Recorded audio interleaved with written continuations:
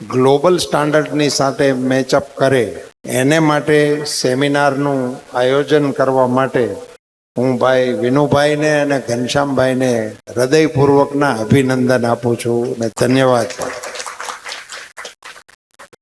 આ વિષય આમ સમજાય નહીં એવો છે, પણ તમને સમજવા માટે હું વાત કરીશ. મંચ પર બિરાજમાન સૌ મહાનુભાવો, ગુજરાત પ્લાસ્ટિક એસોસિએશનના અધ્યક્ષ ભાઈ શ્રી અનિશભાઈ,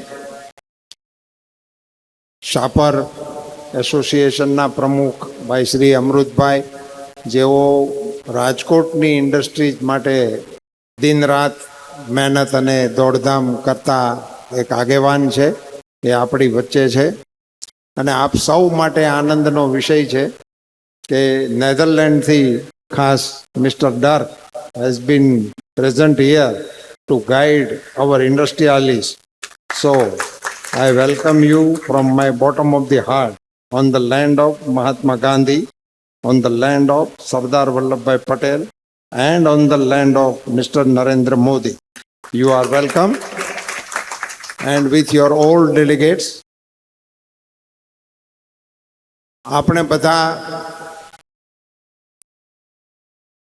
અહીંયાથી કશુંક જાણવા માટે અને શીખવા માટે એકત્રિત થયા છીએ. આ જાણવું અને શીખવું એ ઇન્ડસ્ટ્રીઝ માટે કેટલું ઉપયોગી છે એ જે લોકો રસ લેશે એને સમજણ પડશે.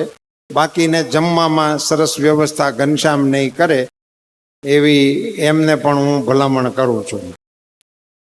તમને સમજાવવા માટે એટલું કહું કે એક સમય હતો અમૃતભાઈ કે હું ભણતો ત્યારે એક માર્કનો એક પ્રશ્ન આવતો, ખંડો જોડો.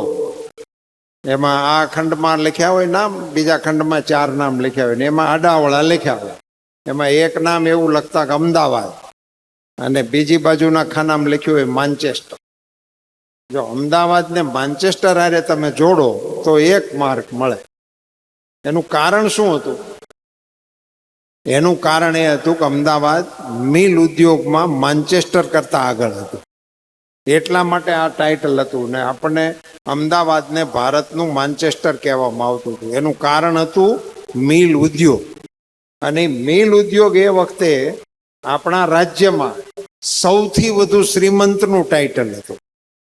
એટલે એ ઉદ્યોગ પતી ગયા પછી આપણે ટોણા મેણામાં વાપરતા, તું ક્યાં મિલ માલિકનો દીકરો છો, એ ટોણો મારતા.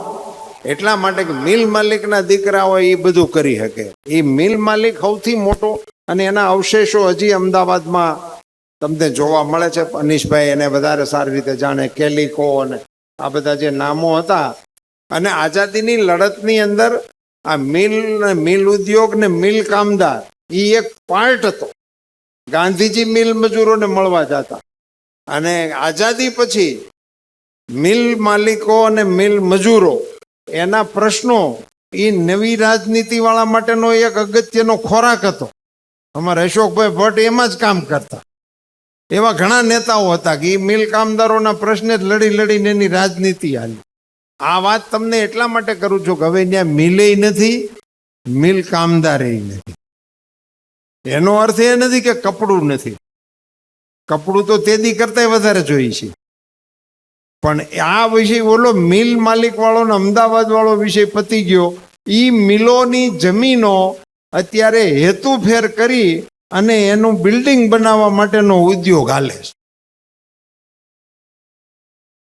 સો એક આવડી મોટી ઇન્ડસ્ટ્રીઝ એ ઇતિહાસના પાનામાં વહી ગઈ. એનું કારણ શું? તો એનું એકમાત્ર કારણ કે દુનિયાએ અપગ્રેડેશન કર્યું અને આપણા મિલ માલિકો ગાડીમાં ફરતા ગયા. આના કારણે આ ઇતિહાસમાં વહી ગયું.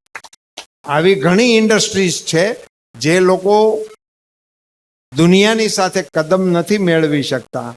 એ ઇન્ડસ્ટ્રીઝ પછી ઇતિહાસ માટે કામમાં આવે છે, વર્તમાનમાં કામમાં આવતી નથી.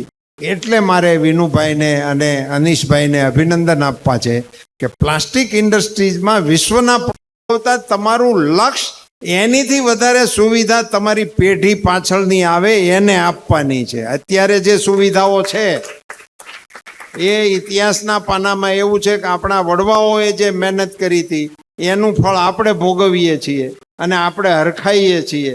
તો આપણી ભાવિ પેઢી આપણી મહેનતથી હરખાય એ રસ્તા ઉપર સાવધાનીપૂર્વક ચાલવા માટેનું લક્ષ્ય એ નવી પેઢીનું લક્ષ્ય છે. જે પ્રાપ્ત સંપત્તિ છે એનો ઉપભોગ કરી અને એની અય્યાશી તરફ જવા માટેનું એ લક્ષ્ય આપણું નથી. એને ભોગવવા માટેની કોઈ મનાઈ નથી, પણ ભોગવતા ભોગવતા ખ્યાલ હોવો જોઈએ કે ઈ આપણને ભોગવે છે કે આપણે એને ભોગવીએ છીએ. એવી કાળજી સાથે યુવાનો આમાંથી શીખતા રહે. આવા કાર્યક્રમો એસોસિએશન દ્વારા થતા રહે, એનું રેકોર્ડિંગ થતું રહે કે અમે આવા પ્રયાસો કર્યા છે, જે એસોસિએશન માટે પણ ભવિષ્યમાં માર્ગદર્શક બની શકશે. એવું આનું સરસ મજાનું રેકોર્ડિંગ થતું રહે. એટલે રેકોર્ડ ઇન ધ સેન્સ કે આ ઘટનાઓ બની, આવી રીતે આમંત્રણ આપ્યા હતા, આવા ઇસ્યુ આવ્યા હતા, એના આવા સોલ્યુશન થયા હતા, એનાથી આપણી ઇન્ડસ્ટ્રીઝને આવો ફાયદો થયો હતો. તો એમાં સાલ તારીખ આવું બધું થાય તો એ પછી ઇતિહાસમાં બહુ ઉપયોગી હોય છે. કોઈ વખત ઇતિહાસ લખાય ઇન્ડસ્ટ્રીઝનો ત્યારે એમાં એવી ઘટના આવે કે નેધરલેન્ડથી કોઈ સ્પેશિયલ એક્ઝિક્યુટિવ એ રાજકોટની અંદર ગાઈડ કરવા આવ્યા હતા. તો એ આપણને અત્યારે એનું મહત્વ નથી, પણ ઇતિહાસમાં આનું બહુ મોટું બહુમૂલ્ય હોય એટ ધેટ જંકશન. તો આવી બધી બાબતો આપણે આમાંથી શીખવાની હોય છે. હું આ કાર્યક્રમને સંપૂર્ણ સફળતા ઈચ્છું છું અને all the best to you all. Thank you very much. Bharat માતા કી, ભારત માતા કી.